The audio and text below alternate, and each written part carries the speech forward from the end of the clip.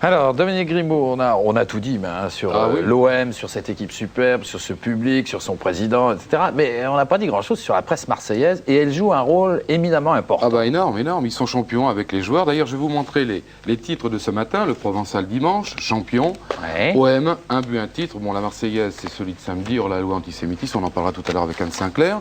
Bon, c'est vrai que les journalistes marseillais ont fait depuis toujours l'histoire de Marseille. Ils connaissent leur histoire, l'histoire de l'OM par cœur. Ils sont drôles. Ils sont chaleureux, ils sont compétents, ils sont passionnés, d'où ce reportage. Ils sont surtout très drôles. Je vais vous raconter, il y a plein de radios. Il y a une radio aussi. Il y a plein de radios qui suivent l'OM à chaque match, et notamment Radio Maritime. Et derrière Radio Maritime, c'est Jean Ferrara qui travaille pour Le Soir.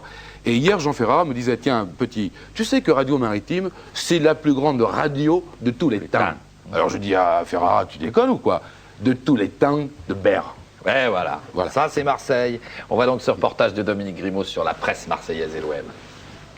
Samedi 16h, Jean-Louis Levrault, rédacteur en chef au Provençal, tient conférence. Levrault, 30 ans de métier, c'est un vieux routier du journalisme, mais c'est aussi l'ami de Bernard Tapie et encore le vice-président de l'OM. Bref, il porte deux casquettes. Mais si on lui dit qu'il est la plume officielle du club, alors Levrault se cabre. Je peux vous dire, les yeux dans les yeux, comme on dit en politique, que Bernard Tapie ne m'a jamais demandé d'écrire un papier et ne m'a jamais demandé d'influencer un journaliste pour écrire un papier qui lui soit favorable.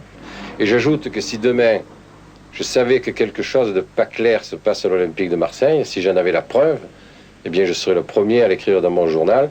Ici, la presse dominée par le groupe Le Provençal, Le Méridional et Le Soir, c'est 2,5 millions de lecteurs par jour. Et pour les journalistes marseillais, la nourriture OM est très riche. Ce sont des centaines de lignes écrites quotidiennement sur Papin, Waddle et autres, des infos et des trésors d'imagination.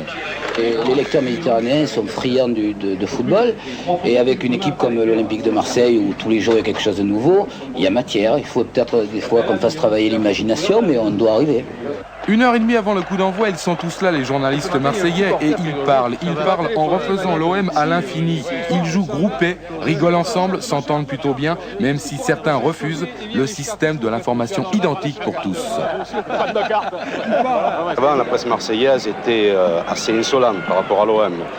Ça apportait pas mal de choses. Maintenant, elle est un petit peu en sommeil, parce que certains ont cherché à tuer tout ce qu'il pouvait y avoir dans la presse, de l'aspect, même pourrais-je dire, de révélation et autres. Par exemple, maintenant, les révélations que font les uns, on va voir dans le journal officiel pour voir si c'est vrai, etc. C'est assez regrettable. Il y a un certain temps, les scoops, on essayait d'avoir le scoop.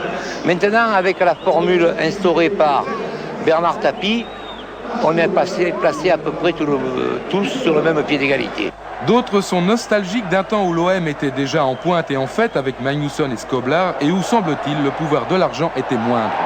Beaucoup de choses ont changé. L'argent, pour moi, a pourri beaucoup de choses.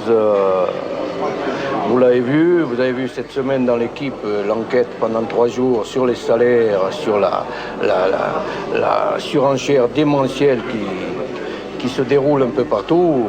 C'est sûr que tout ceci ne contribue pas au bon renom du football français. Reste qu'il faut vivre avec son temps et considérer qu'à Marseille, la presse ne doit pas se plaindre de cette OM à la mode Tapie. Un bon résultat et ce sont des ventes qui s'envolent jusqu'à 40% d'augmentation d'un numéro à l'autre. Inversement, l'OM a cette chance de pouvoir s'appuyer sur des journalistes dont la passion se mêle à la compétence, des journalistes qui jouent l'OM, quoi qu'il arrive, parce que Marseillais d'abord est fier de l'être. Ils sont très raisonnables vis-à-vis de nous, ils sont très corrects depuis le début de saison. Je crois qu'ils ne détournent pas les choses et ils ne racontent pas n'importe quoi. Ils sont ici tous les jours aux entraînements, en dehors des entraînements, ils nous attendent, ils nous interviewent. Je crois que la presse marseillaise vit un peu comme le club et les joueurs, c'est-à-dire ils vivent pratiquement tous les jours avec le football et ça c'est important pour un joueur. Voilà, c'est une presse qui est un peu à l'image de la presse italienne.